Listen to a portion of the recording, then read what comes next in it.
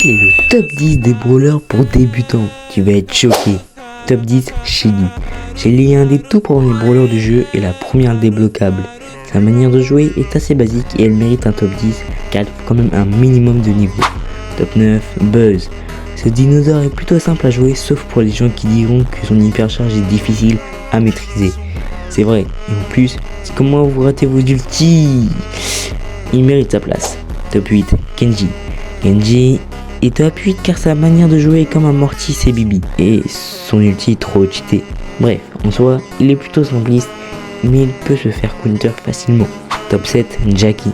Jackie est un brawler vraiment simple à jouer, et c'est pour cela que je l'ai mis à la 7ème place, et son hypercharge est abusé. Mais à part dans les mains fermées, il se fait counter contre les anti-tanks. Top 6, Mortis. Je ne sais pas si cela vous est déjà arrivé, mais quand un Mortis sort d'un buisson juste pour finir, c'est bien chiant. À part ça, Mortis est un brawler plutôt simpliste et trop cheaté si vous avez l'hypercharge.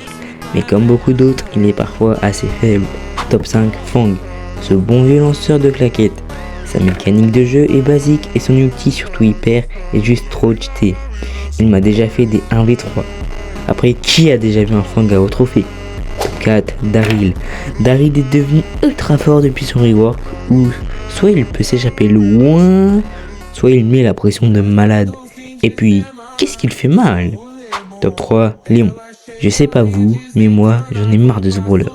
Ses dagues font 600 de dégâts et je parle bien d'une seule. Il fait beaucoup trop de dégâts et combiné à son ulti qui le rend invisible, on a une machine de guerre. Après, ça va être rare qu'un Léon envient une poly dans une map ouverte. Top 2, Edgar.